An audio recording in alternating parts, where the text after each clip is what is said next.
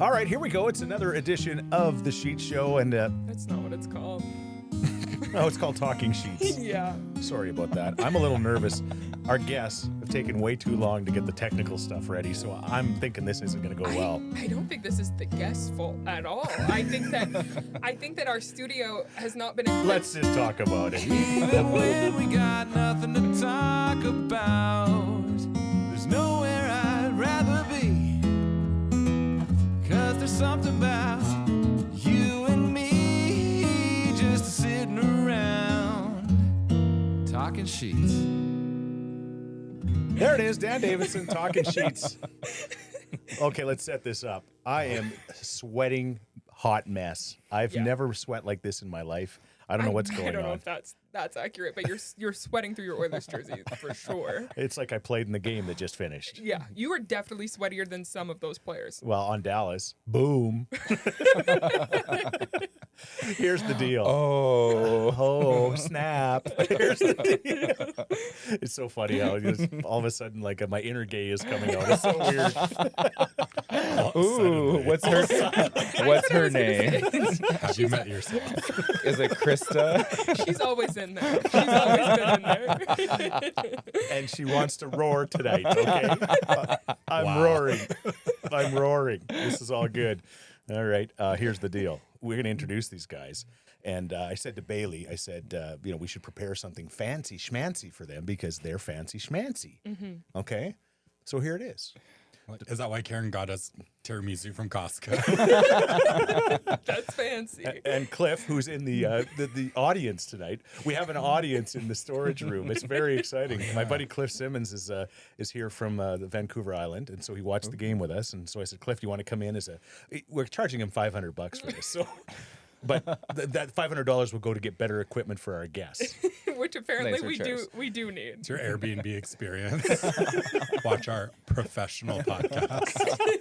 Dr. James Makokis, and the smartest guy I know. See what I just did there? Harvard grad Anthony Johnson. Award-winning speakers, Indigenous Two-Spirit champions, Amazing Race Canadian winners, and more importantly, my next-door neighbors. Woo. Finally, we've been trying to do this for like ever. You guys are never home. It's ridiculous. I know. Right? Don't tell people they'll come rob us. I'll tell you when to rob them. Every day that ends in a Y. That's when they're not there. It's crazy that the hardest people to track down have had the shortest commute to get here to the studio. He's like, should we drive over? No. Well, because we're trying to get our hunting truck ready, and I'm like, we should use this. Let's drive to the Scheetz's. Yeah. I was going to pick you up with a limo, but I didn't. I decided You not should to. have picked us up in the bus. Yeah. The Scheetz school bus. For sale, by the way. Everything's for sale right now. Is it for sale? How much is it? You know what? Make me an offer. I can't refuse, which is basically anything. Oh, wow. $50. We had a couple YouTube comments on our previous episode, or our episode with Tebe, where we talked about the Scheetz school bus, Right. asking what happened to it. So Right. maybe this is time to dive into what happened to the school bus now that maybe our neighbors are going to be purchasing it. See, and again, I don't really want to. I don't want to say where That's it a big is maybe. because somebody might steal it, and I don't. Well, do I still have insurance on it? Maybe that'd be a good thing. I can't remember. Check first. The bus is somewhere. The bus Parked is somewhere, parked somewhere, and it's ready for a new home. It needs to be rehomed, okay? Because it's done its thing for me. So we'll see where that goes. Maybe it'll be rehomed beside your home. Our yard already looks like a junkyard. So. That is why we're Throw here. it in there. This is What's one more broke down school bus on our this yard? is an intervention about your yard. Probably. But I did You're think the only person who cleans it. yeah, it's because I got to go get my stuff that blows into it. I saw a brilliant post from you recently where you said, "Hey, there's some wood here for you to pick up." That was just a brilliant post. So there's some pre-treated. Nobody's responded. No, it's like it's That's almost a like strategy for hanging out. He's always like, who wants to come help us pick potatoes? Who wants to come hang out in the potato patch? I would love to see someone who wants to pick zucchinis from our garden. I would like somebody to see come over and help you guys mow your lawn too. I mean, that wouldn't be a bad I idea. tried today. There's a flat tire. Sounds like you need your neighbor to help, helping hand. Yeah. I do. I try to go over a little bit and help a little bit. It's whenever I can. I am a pretty decent neighbor. You just do like 10% of the front yard by the curb. just to make you guys feel happy. Yeah. Let's start. We could, because this is going to be bad. I said to Bailey, because she edits this thing and there's going back and forth with the video. This is going to be like when we had Jack and Matt on, and there was so much back and forth fun. It's very difficult for her to edit. It's like if you're interviewing a stranger, it's a lot easier because there's like no banter. You're just like, here are our questions and let's get to know you. Where when you come in with so much, it makes, I think, for a more entertaining episode, but it is a little bit more work, but that's okay. Yeah, there will never be like a 5 or 10 minute answer unless we let Anthony give us one, right? Not me. It's James. Oh, who is the longest winded of you two? Seriously. James. No. No, I'll start, but he'll take over. Yeah. And go on and on. Not true. I don't want to get these two scrapping. We had to delay the podcast a week because there was a scrappily ever happening. Never. Okay. All right. Where'd you guys grow up? Anthony, where'd you grow up? I grew up in Arizona on the Right. Navajo Nation, so northern Arizona. And then I moved to Texas for a year when I was 13 in Dallas. And then I went to high school in Phoenix. Right. Sorry, but Dallas, the Oilers just finished playing Dallas. We'll talk about that game, but Yeah, they suck. you must have a little bit of inner Dallas Star fandom in you. I have like definitely an inner Texan. Yeah. Ooh. I do have an inner Texan. Like they're just, Texas is in my soul. Okay. I could see that because it's that kind of a place, right? It's that kind of a place, yeah. And like Yeah. my life transitioned a lot when I was in Texas. It was Right. sort of coming off the res, getting into the big city. I learned how to twerk in Texas. Ooh, show us. if he starts twerking that chair, You can't afford it. There is not enough room in here for you to twerk. Little storage room. I don't want your podcast to get canceled right off the bat. Hey, I think it could be good for viewership, for sure. Have you ever owned a cowboy hat when you were in Texas? Yes, actually, a straw one. Okay, yeah. Yeah, and I have a revamped Stetson now, Ooh. made by a indigenous designer named Thunder Voice hat. Company. Thunder, Okay. yeah. So he right. takes old Stetsons and there's like an arrowhead on it. It's pretty cool. That's cool. Yeah. Oh, I mean, the thing I love about Texas, this is Texas for me. Diesel jeans, Yeah. like diesel Is jeans. that a Texas thing? It was like emerged in Texas. Like, I mean, Diesel's from Italy, obviously, Yeah. but Texas was like where Diesel had such a stronghold. Same thing with True Religion.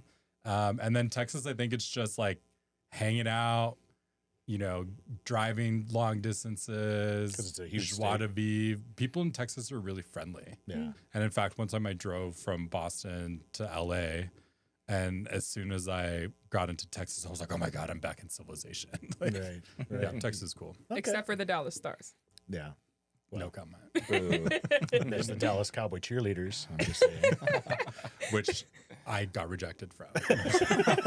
He was a cheerleader. I was a cheerleader, yeah. Yeah, I knew that Yeah. actually. Yeah. It's so- a sport. yeah. Oh, in the States, it's huge, In right? college, yeah. Yeah, it's a big deal. Yeah, So Harvard doesn't have the best cheer team, though. you based by your size, you weren't the top of the pyramid, I'm guessing, I tried to be. which was probably the problem. They're like, why do all those women have black eyes? Oh. Try lifting up a 270-pound guy. on top of the pyramid. That ain't gonna work. Okay, so Texas, then Phoenix. Yeah. And then went to high school there, and then I moved to Boston for college. right, and the college experience. What was it like? Yeah. It was crazy. I Yeah. mean, like, I went to Harvard, which was my dream since I was 8. And then when I got there, Mine too. failure. No, I'm Worked just out kidding. for some of us. Well, I just like went to Harvard because everyone's like, if you're smart and poor, people are like, you should go to Harvard and be a doctor or a lawyer or president. I didn't even know what it meant until I Right. got to high school. And then when I went there, it was like the craziest experience because I literally went to school with billionaires, Yeah. political children of celebrities. And I'm just a kid from the res who, worked at Starbucks, arrived with 2 suitcases.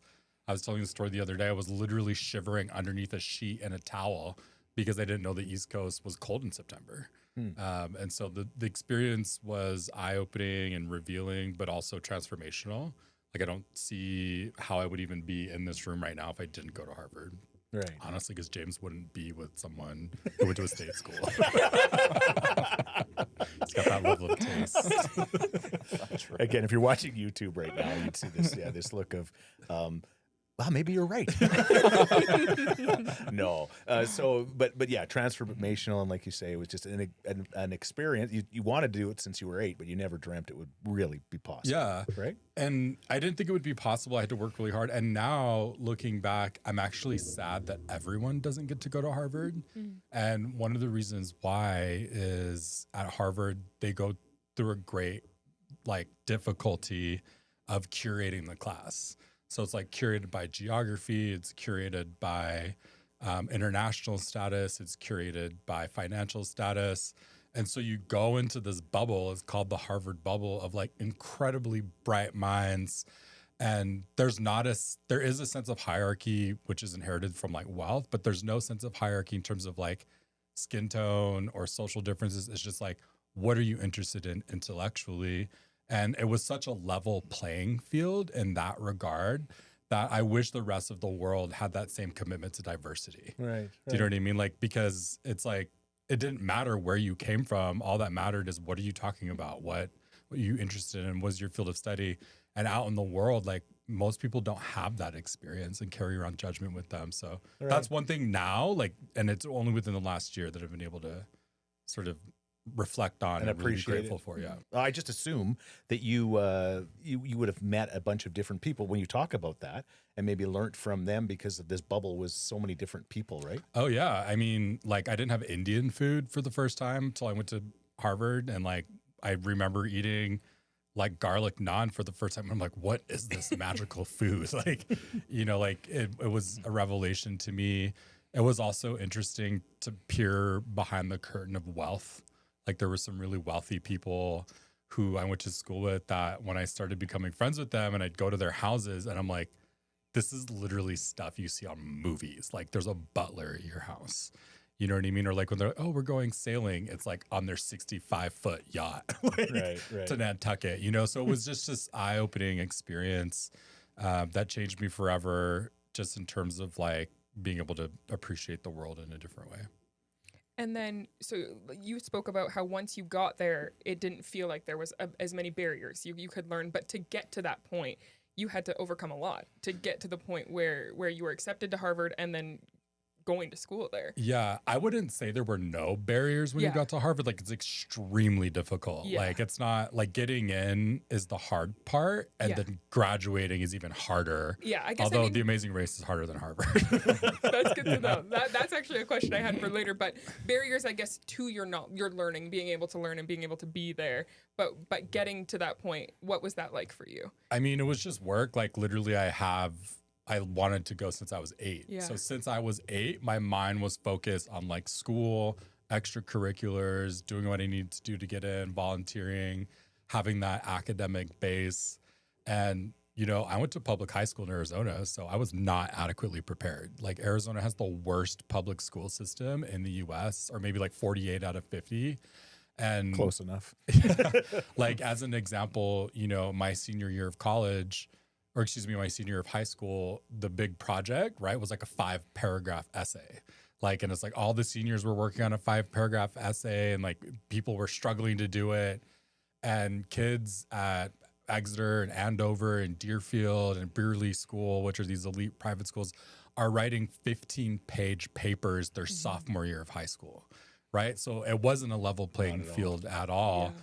And I did everything possible to go. And then once I got in, I floundered for a long time because I was on the East Coast by myself, culturally isolated, because there's literally 20 Native kids in the whole college. I'm a poor guy in a rich place. I'm a brown guy in a white place. It was really difficult to be in school there, so much so that I got kicked out for a year. And I had to go home, and I had a 6-month work requirement. And I was there's no way that I'm failing out of Harvard. I can't. I don't want the life that comes with not going to college. And so after that year, I went back just determined to be successful, and I ended up graduating with straight A's. But I think there's so much that he's not saying that I think he just, breezes and glances over because he doesn't think that it's important. So he worked full time at Starbucks while he was a full-time student.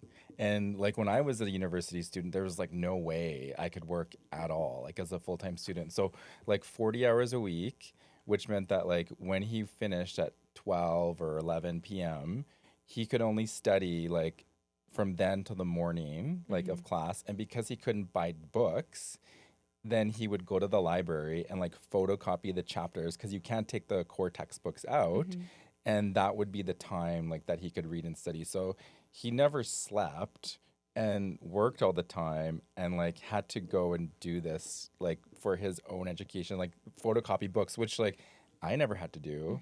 And then so on the weekend, like all these people are going to, you know, upstate New York or like, you know, Colorado skiing, and like he's having to work. So like it was a completely different experience for him because of that. Whereas like with all of these people who were extremely wealthy and like, you know, children and grandchildren of presidents or vice presidents or the Guinness Beer Fortune or whatever it was, you know, growing up. And again, he's glanced over a lot of this stuff, like growing up on the Navajo Reserve with no power, no running water, dirt floors, like having to go to the, you know, the public water station to take a shower. Like that's completely different from people who grew up in like Midtown Manhattan. Do you know what I mean? Yeah, there's very few people working even part-time. Yeah. Going to Midtown. Harvard. They grew up on the Billionaires Upper East Row, Side. whatever, Staten Island. Midtown's for workers.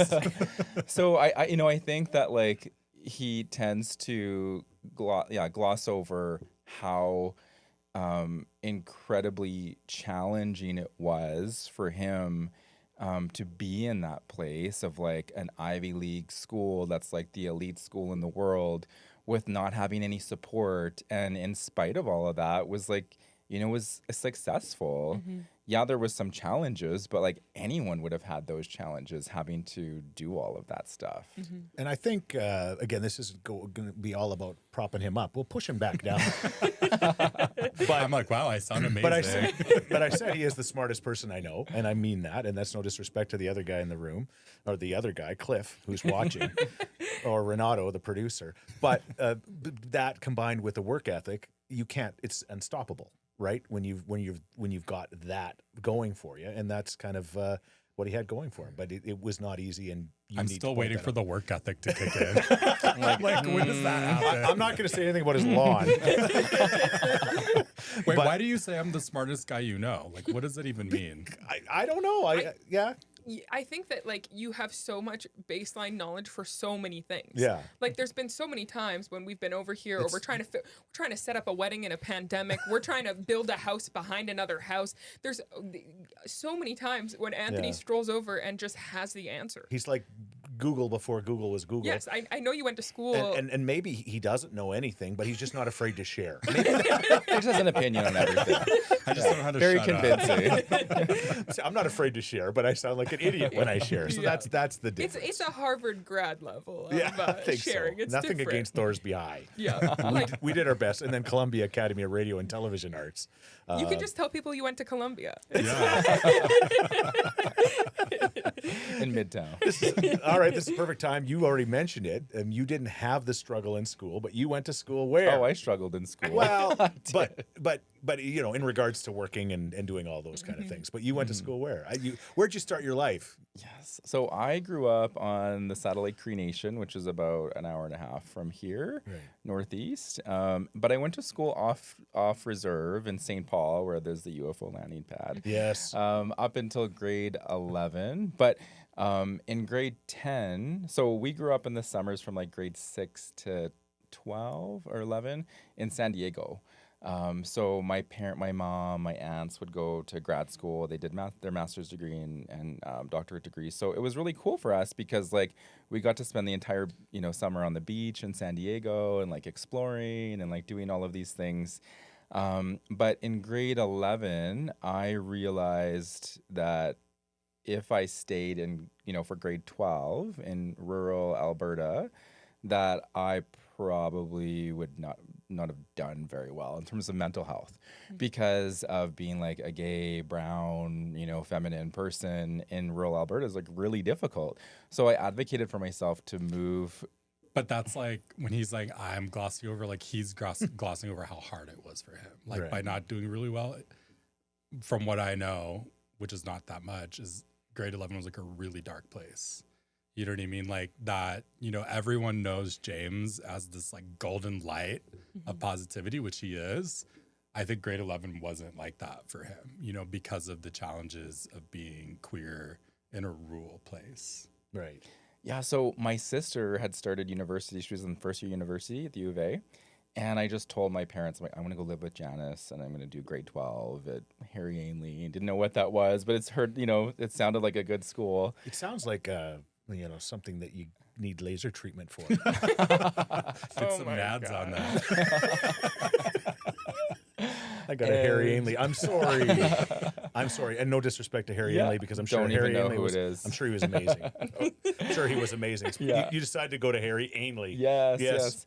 And it was really incredible because we had like zero diversity in our school and like not really a lot of extracurricular activities. And to come to, you know, Edmonton, where I think our school had 1,500 people in it or something like that. Like, you know, our entire school in St. Paul had maybe 300.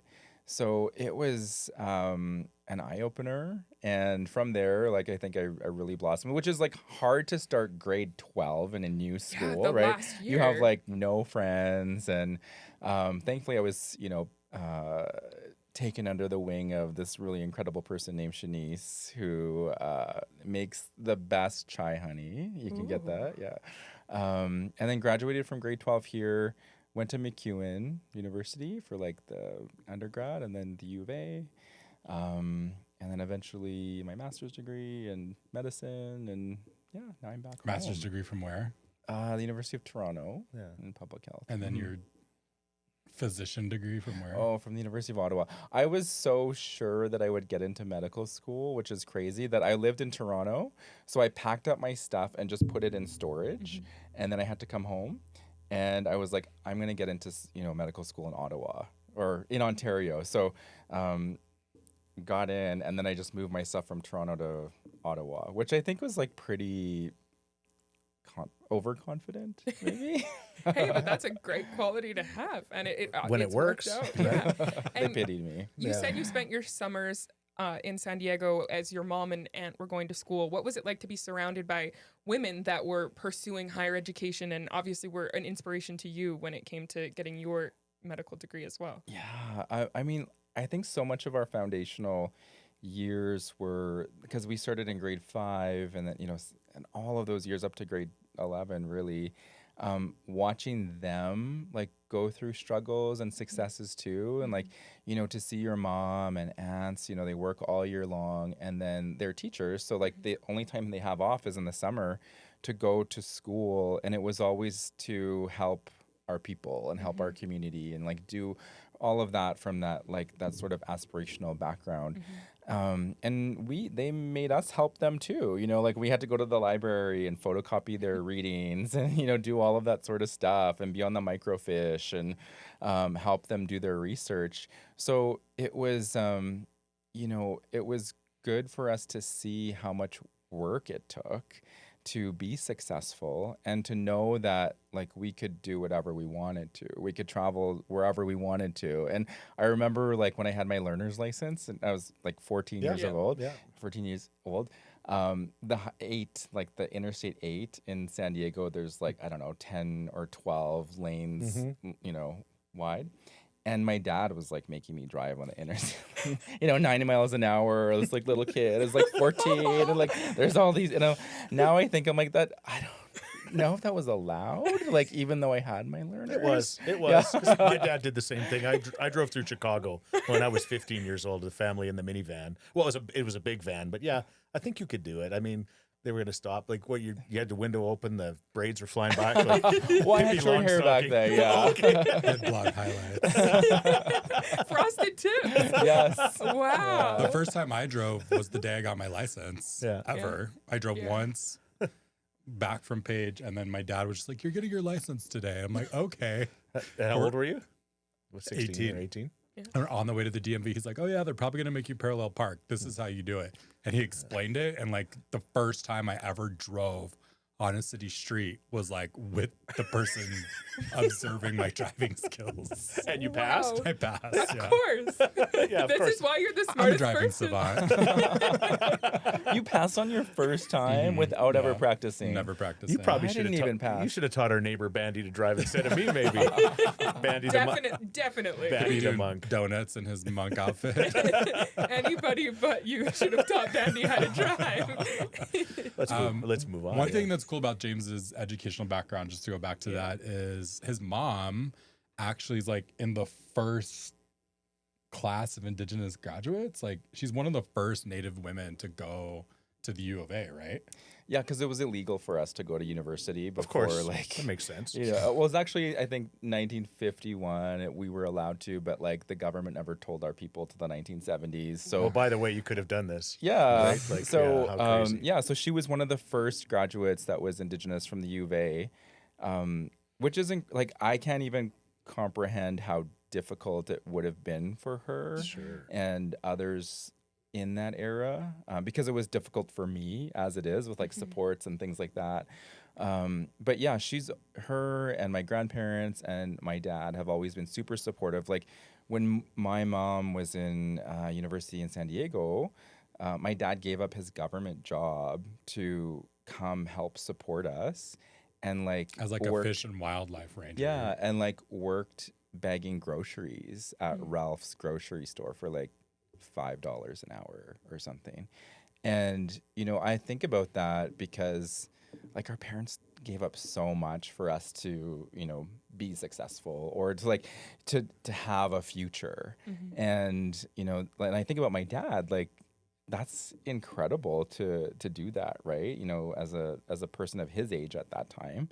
And I'm just so grateful for all the stuff that they showed us, you know, encouraged us to do. And yeah. No, it's yeah, and again, your parents, of course. We've met your parents very, you know, often, and of course your mom. She probably listens to the podcast because she's a big follower. She probably comments on everything. We'll get She always her. tells us what She'd you be like, guys Did are you up know to. Chris and Karen just blah, blah, blah, blah? I'm like, I didn't know that. She's like, how do you not know? It's on Instagram. I'm like, oh, it doesn't pop up on my feed. Hello, Diane. We love her dearly. All right. Okay. So we've kind of, I mean, again, we could talk for hours just about your education and your growing up, but where did you guys meet and how did you meet? Like, this is such a romantic story. I love it. Just Okay. like So just- I'll it's start and then he'll school, jump in. Old fashioned one. Okay. Go ahead. So I in 2015 I had been out of a long relationship for like many years, and It was so long. and torturous. and you know, at that point, like Horrible.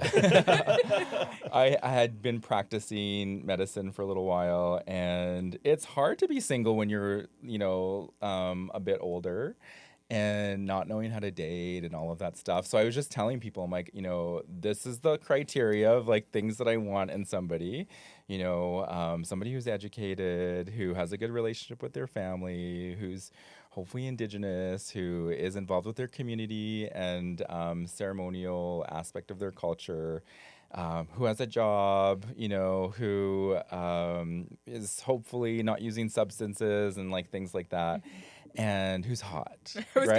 gonna say, I was thinking you were leaving that one Yeah, out. and tall. So the crazy thing is, You found Anthony. None of it I'm makes like, you sense. should keep looking. so that summer, I went to the Montana Two-Spirit gathering, which happens every summer in Montana, and it's a gathering for Indigenous queer people. And it just so happened that Out Magazine was there doing a story on Two-Spirit people. And so there was the reporter from New York and also the photographer. And they were doing all these interviews and stories, and they needed people to pose for, you know, photos and stuff. So, And you hate posing.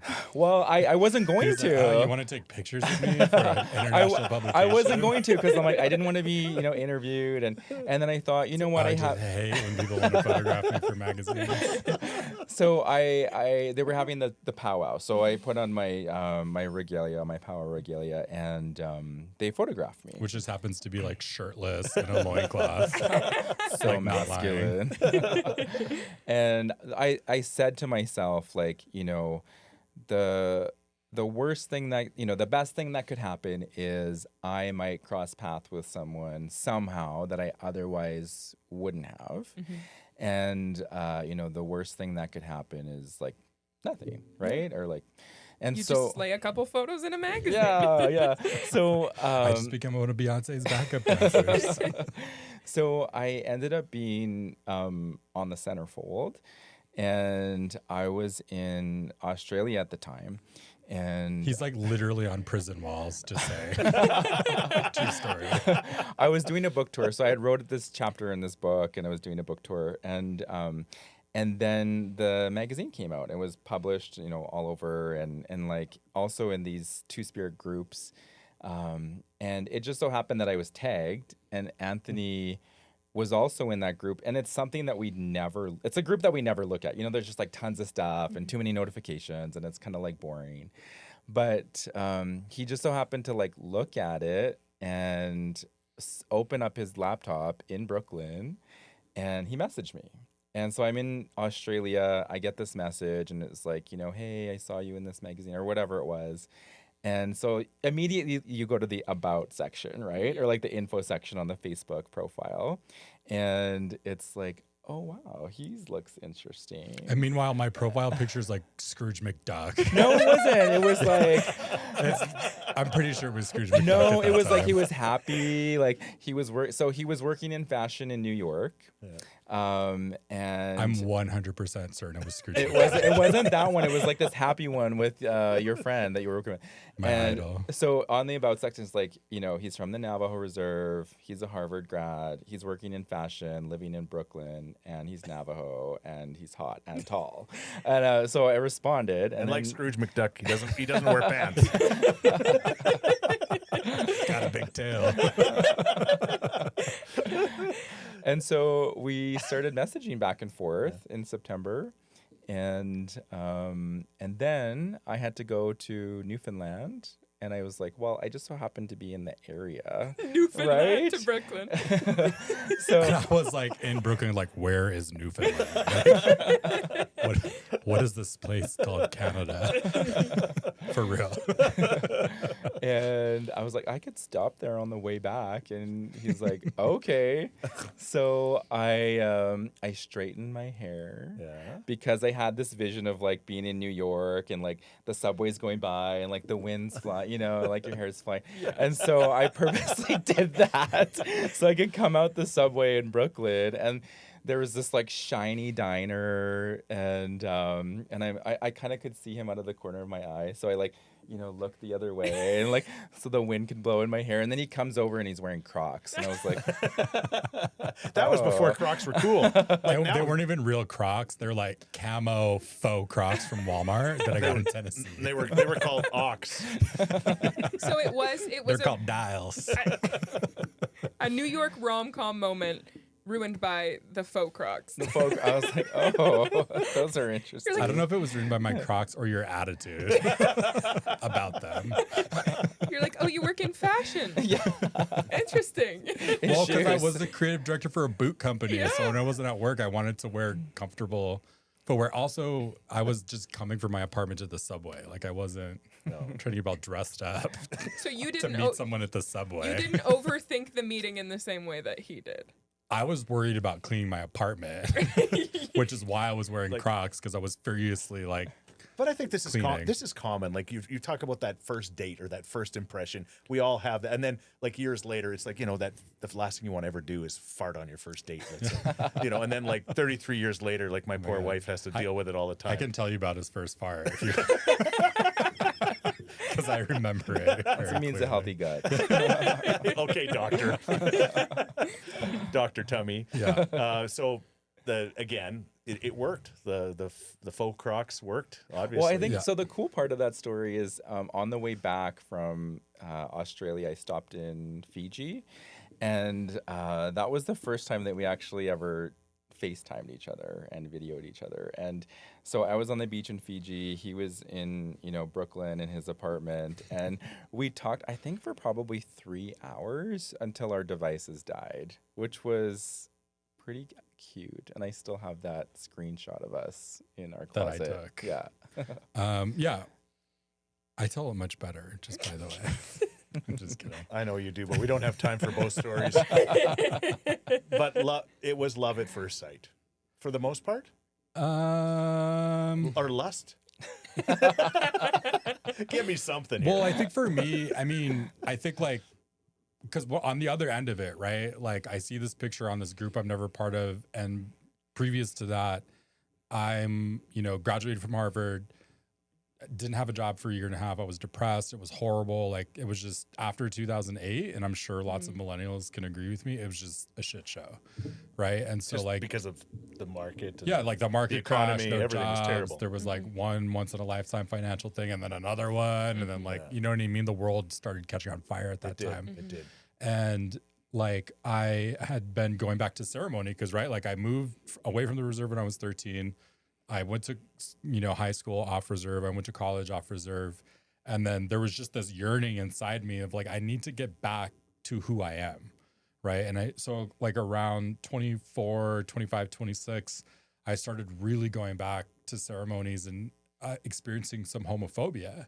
And like, I knew that it was not founded in reality because I found this book in college called Two-Spirit People, where I saw myself in pictures from like the 1800s.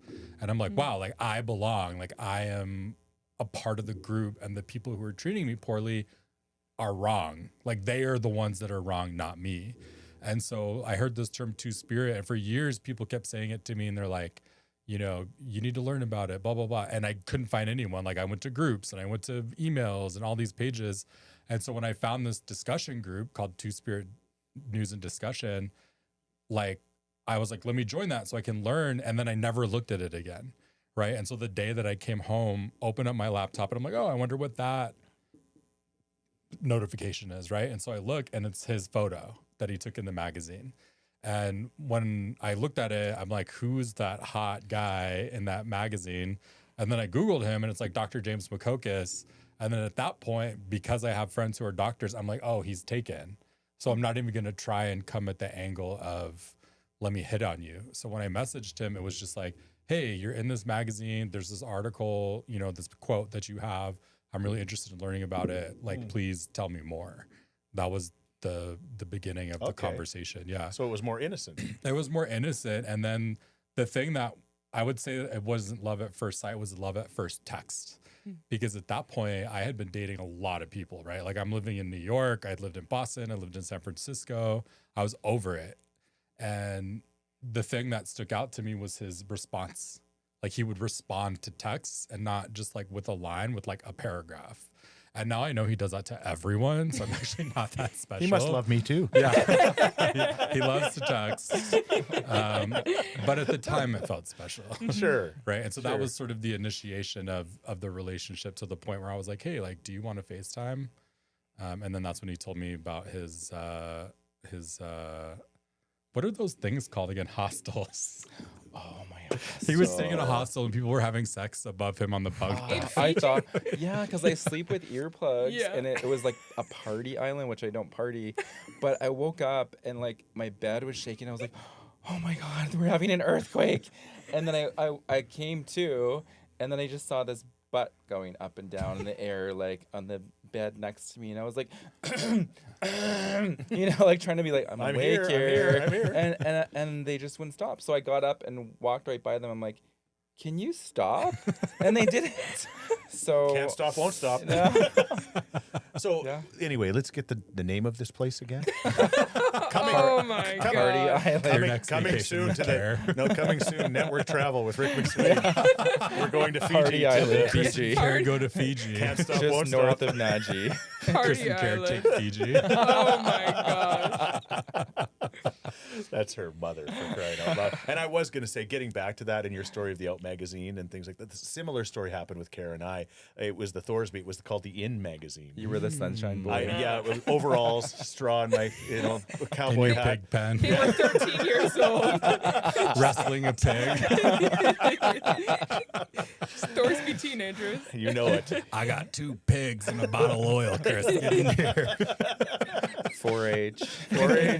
4-H. I pledge my heart for clearer thinking, or my head for clearer thinking. It's something like that. So you two get together, Yeah. and then it's time to get married, and you do it typical Anthony and James style. Where'd you get married? And tell us that story. Well, first I got rejected by him 3 times. Okay, yeah, who asked? Yeah. What's the deal here? How does this So go? we know what neither of us asked. It was like a strategic line of questioning.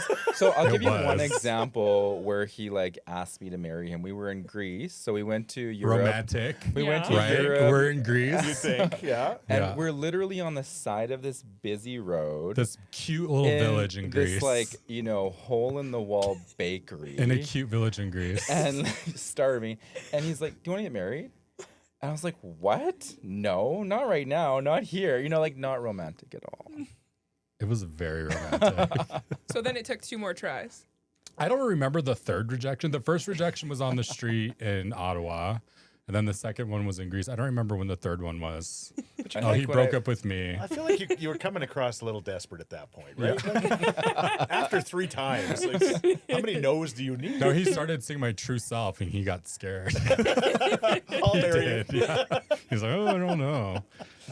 So anyway, when we finally got married, it was at a Sundance. Yeah. And what Engaged. happened, engaged. What happened was that, we met in New York. We were back and forth. And then the next summer was around and I was like, we need to see if this is actually going to work because you live in a place that I didn't know about before I Googled it. Had you ever Like, been to Canada prior to meeting James? I had driven through once Right. in college, but like just literally driving through to Chicago. Yeah. I didn't even know where Edmonton was. Like No. when he was like, Edmonton, I'm like Googling Edmonton. Yeah. And then he was showing me White Out. He's like, I live in the hottest neighborhood in Edmonton. And then I got here and I'm like, where is it? What is this neighborhood? But anyway, so I came up for the summer. And this is one thing that many people don't know about James, but he's obsessed with real estate.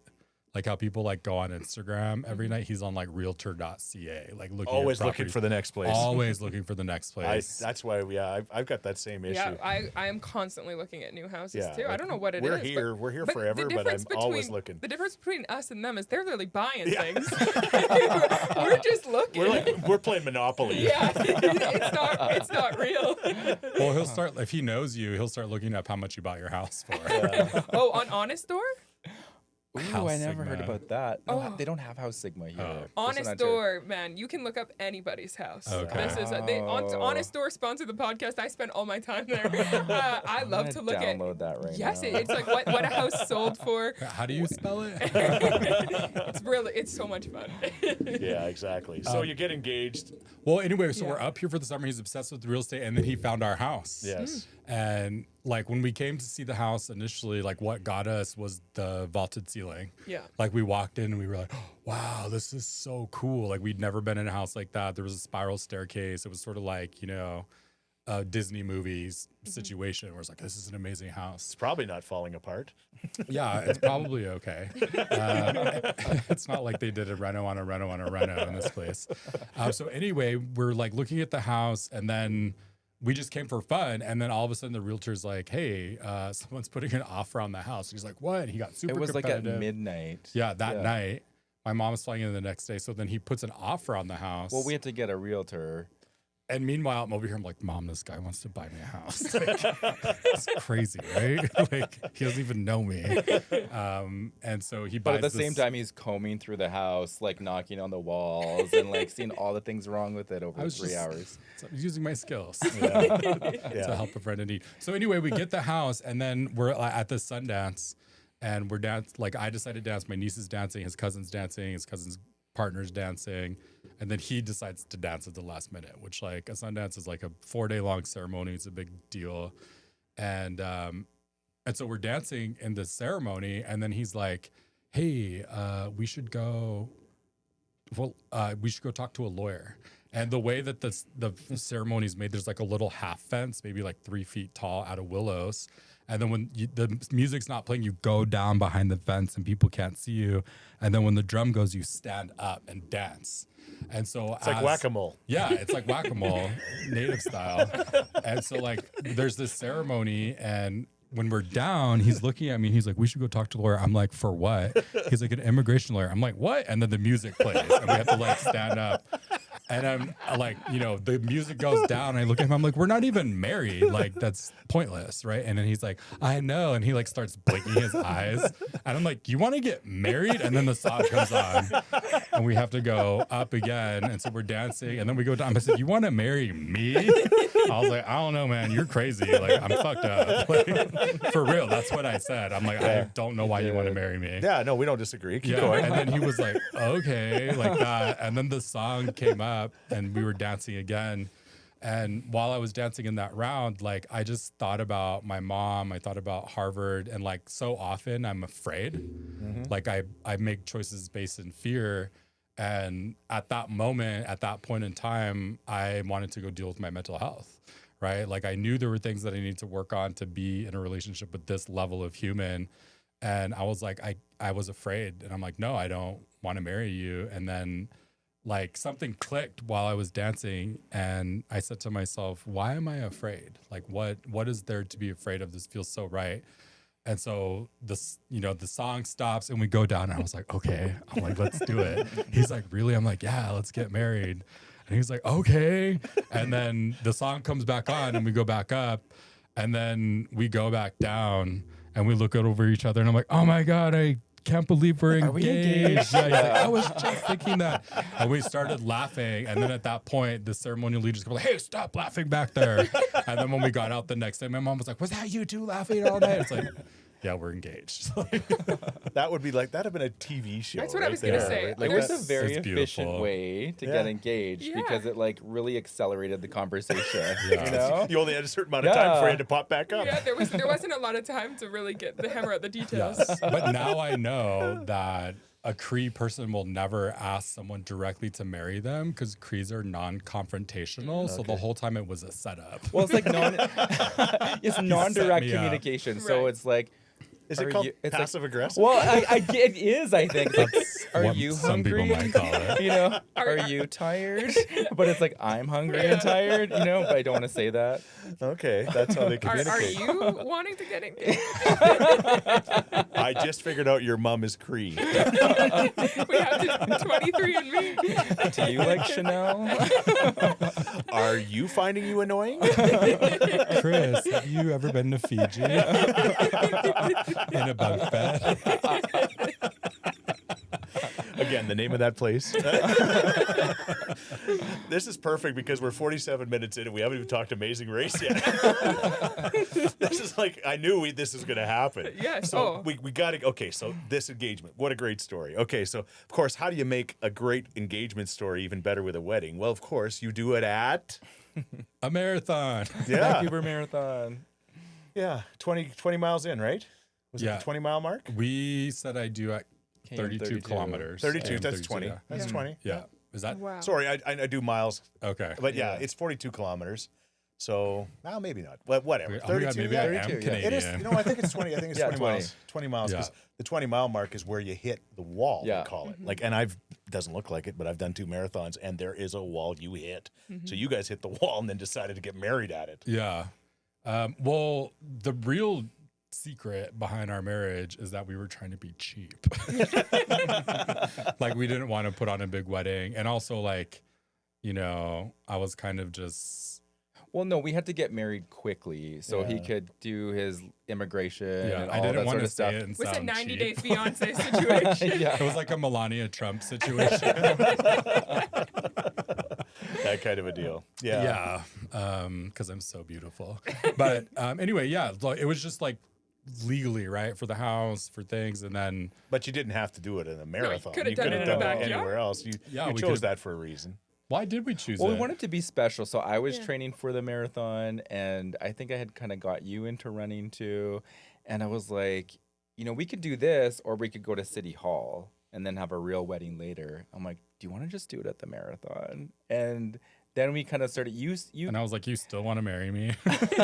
well, then you contacted them. Yeah, so like I'm a planner, right? So I called the Vancouver Marathon and I was just like, hey, by the way, we're getting married during the marathon and I just want to know where is a good place to do it so that we're not disrupting your race, right? Because I didn't want to interfere with people's runs, and they're like, "What? You're good? There's a gay marriage happening during the marathon." That's good content. Yeah, and so they. Can we have 3? Yeah. Is it a poly gay marriage? Because that's even better for socials. We don't talk about our third. Poly's trending on TikTok. No, I'm just kidding. So anyway, I was like, they ended up suggesting one of the busiest parts of the race, which is English Bay. And so I was like, oh shoot, they're like inviting the news and we're like honored guests. So I turned it into a whole spectacle. And then we like ended up in Cosmo and like all these Runner's crazy World. magazines, yeah, Runner's World. Logistically, Dad and I have run one half marathon together, but by the end of it, we were fighting, like running Really? together, pace wise. He was trying to take pictures. I was when I'm tired, I'm like grumpy and sweaty. So once you get to that point at 32 kilometers in, are you feeling like wetting fresh, or how are you feeling at Well, that time? it was exciting because our family was waiting for us. Right. So they didn't know like when we were going to be arriving, and they could like kind of track us. So when in Vancouver, you go around Kitsilano and then like the Burrard Street Bridge, I think, and then you can kind of start seeing them. And we were like, oh my God, like there's because he cut down some poplar trees from here that we hauled them to Vancouver on our truck and stored them at Milestones or something. Cactus Club on the beach. Like, Oh, yeah. Yeah. And so they had set it up and we can see all that. And there was all this hype along the way of like, hey, you're the guys that are getting married. Congratulations, you know? So there was all of that to build up to. And so when we arrived and saw... I had little like Nike tuxedo shirts. I almost said testicle. That's another podcast. But the tuxedo shirts with we said I do at KM32 on the back. Yeah. And the thing is, again, if you were to see this on YouTube, it's pretty obvious. We talked about you being a giant man and you being not so giant. James runs like a gazelle. You run like a Clydesdale. Like and I'd run worse than a Clydesdale. So I'm not. It's not. It's not intended to be. The bottom line is you're a giant man, and this guy when he runs, it looks so natural. It's just like so. Let's just say I was competing with a 60-year-old woman in pink power walking. Like not even kidding. Like after we got married, I'm like that bitch is not winning. Like I need to beat her, and she passed me a lot. She did. And this guy, like he's ran like 100 miles at a time, and it's ridiculous. Right? That was like your 17th marathon. When we got married? Oh my God. Yeah, that month. Was it? I lost 15th count. or 16th, literally, like 15th That or month. 16th marathon. Yeah, we'll be cruising down the road with our truck, which we should get to in a moment. Yes. But we're cruising down, and all of a sudden, what just passed me? Oh, it's just James running. Yeah. When you see James run by you, you never want to run again. No. Because you're like, I know I don't look like that. I know that my body was not built to do what his body is doing right there. And I apologize. It's the Scheetz genetics. As they purposely hit the puddle and spray me. Run him off the road. Yeah. You know what? We do want to mention Londonderry Dodge, though. Yes. We really do, because hey, you got a Ram. You got a Ram, black Ram, just like I got. You got. It's not from Londonderry Dodge stuff. Well, Well, it should take be. one. It should be, yeah. I love Londonderry Dodge. You got Where's it. Londonderry? Northeast North Edmonton, Edmonton. Okay. Fort Road. Yeah. And again, you've got the The Jeep Compass Trailhawk. right. And what happened? Well, we've talked on this podcast about how it's Oilers car flag season. I don't know if you guys have seen when people have the flags on the cars. And we had mentioned that this season there was a less than we had seen prior. You had mentioned that. And today, driving here on the white mud, I found out why. Yeah. I was having a bit of a migraine, and it was hot in the car. And producer Renato, God bless him, he can sometimes pedal on the gas off and on, off and on. No cruise control. The baby's in the back squawking. It's hot in there. I'm like, I'm feeling car sick. I gotta get myself some air.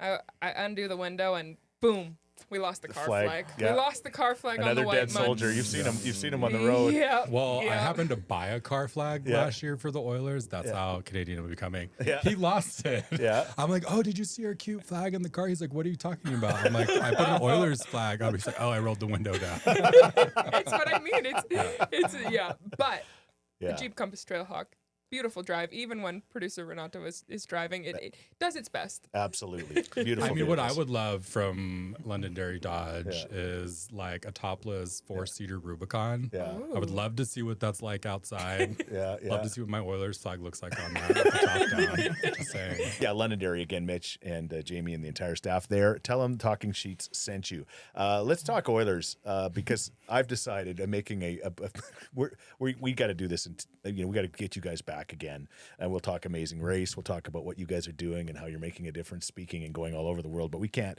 do that all in one. And I knew that, so we'll probably book you for 2028. I was just gonna say When we're not fighting. this is your way to hang out with your neighbors again. You know how James tries to bring people in with the potato pulling or whatever. We have to talk about Africa because these guys literally booked a vacation to go to Africa with us, which I know they don't regret, but to be with us. And I'm like, you could just come. We have fires every once in a while. You could come to the fire instead of coming. They had to travel across the world to hang out with their Coming to neighbors. Africa. But actually, we only hung out with them for 6 hours the whole once. time. Yeah, you guys found other friends. You were pretty good that way. Shout out to Kelly and Christy. Yeah, and Carm. you did all right. You did all right. So when we release this on Monday, there will be another Oiler game on Sunday, but we have just finished watching the Oilers kick Dallas's butt. You guys came over to watch it, ate some of Karen's taco salad and her wings, and she's just an amazing host, as you know, right? The hostess with the mostest. Yeah, can we talk about what it's like to be neighbors with? We'll talk about my dad, but my mom first, maybe. Oh my God, I don't even know how to start. It's just like a loving goddess mother energy of kindness. And like the craziest part about it is there'll just be like a soda in front of you or a cookie or a hot dog. And so much laughing. Yeah, just so much laughter and just like joy. I don't know. She's like a silent warrior.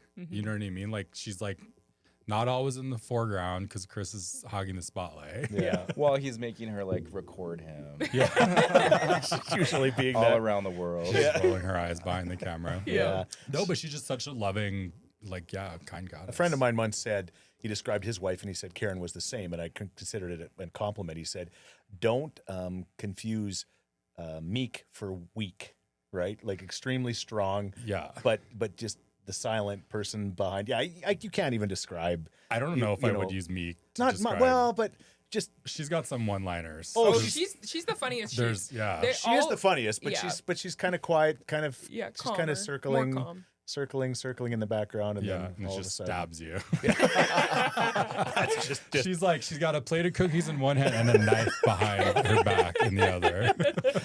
she literally is as nice as she appears. Some people aren't, Yeah. but she Yeah. literally is. She like, takes care of everyone, which includes extended family, yeah, neighbors, and she suffers from chronic illness and mental illness. She's got a lot of illness going on.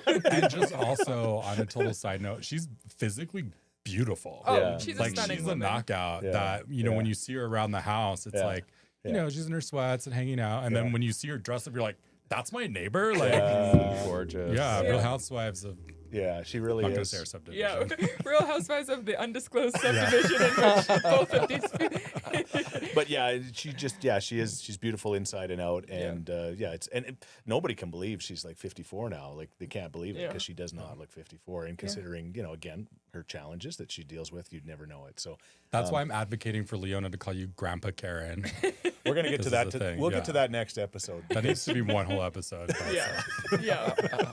But we were talking about the Oilers and how Mom put together such a spread Yeah, and it to was- host, and she was so excited to have because we do see you a lot, but you're also traveling a lot, so she gets very excited when her boys come over. Yeah, and again, we might have to save it for next episode. But you watched the game with us tonight.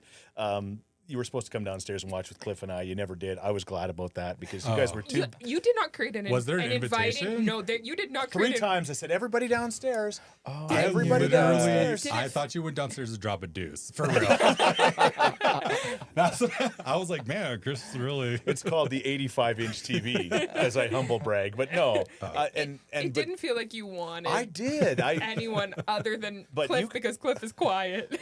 Cliff and I were, you two are two but chatty Cathys, and you were talking to Leslie, my daughter-in-law, about teaching, and I thought if I got that going on in the second period of this game when the Oilers got a power play, I might jump out the window. And fortunately, it's we're in a walkout, so it would be fine. But I still couldn't take a chance of going through the window. So you invited them over to watch and then didn't watch. But they came in their jerseys? Yes, I got my Hyman jersey on. Yes. Mine's Who do you no have? name. Oh yeah, no name. You're whoever you want to be. His was like the sale rack at what's that sport chalet?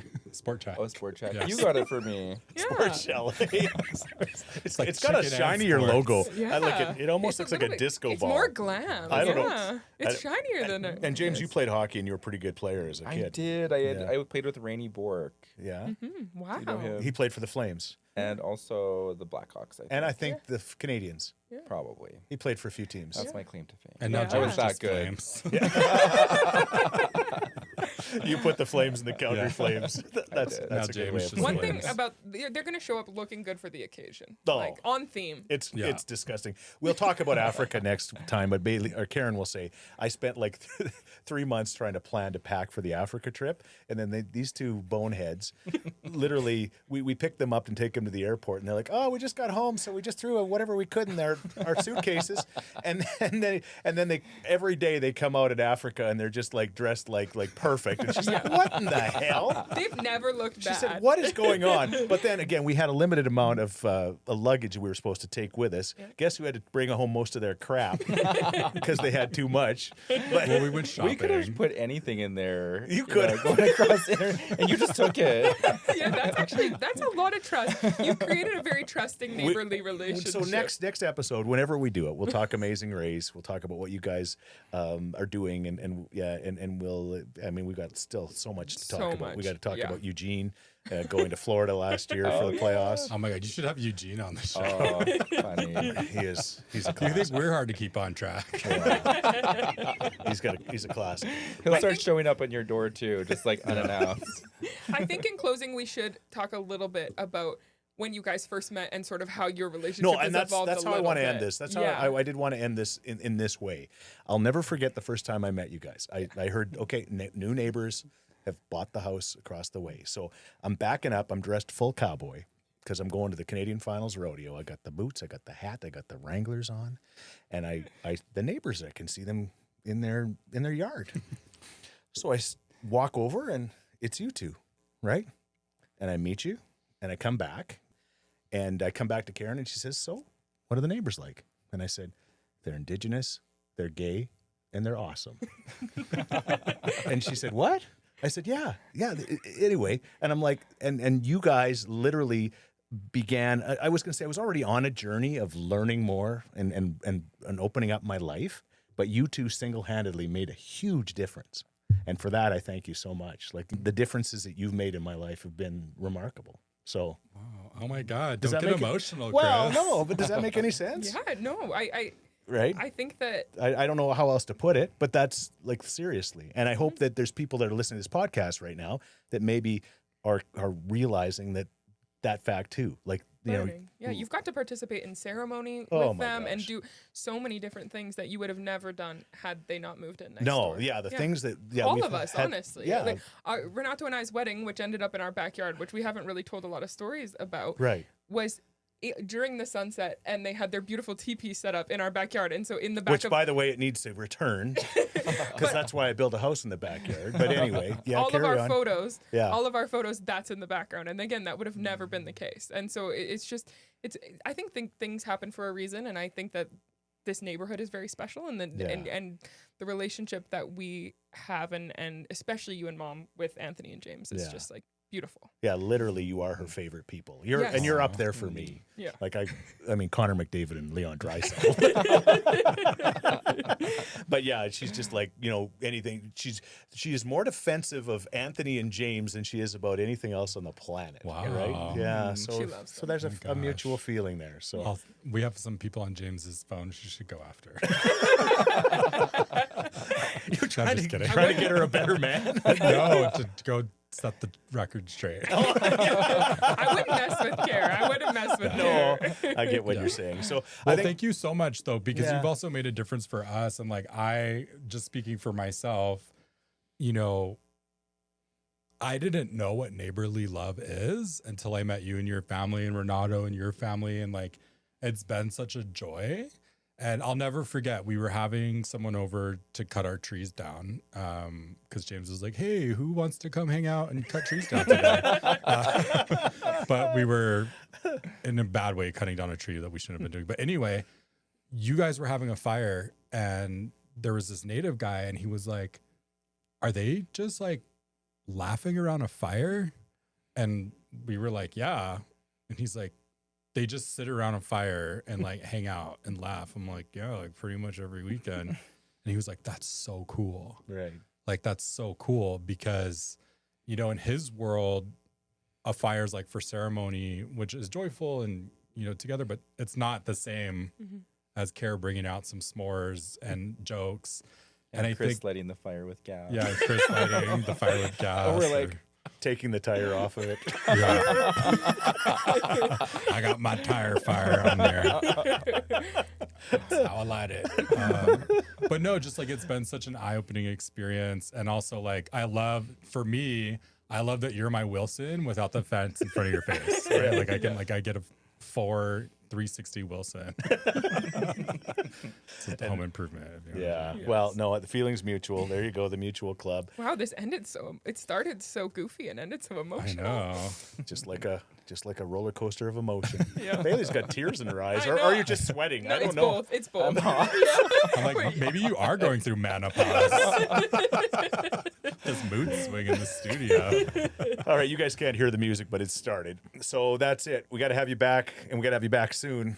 Maybe during the Stanley Cup Finals. Ooh. You guys will. Maybe we'll go again. Maybe we'll go again. Hint, hint, Bailey. Anthony and if James, only someone everybody. worked for the Oilers. Even when we got nothing to talk about, there's nowhere I'd rather be. 'Cause there's something about you and me just sitting around talking sheets.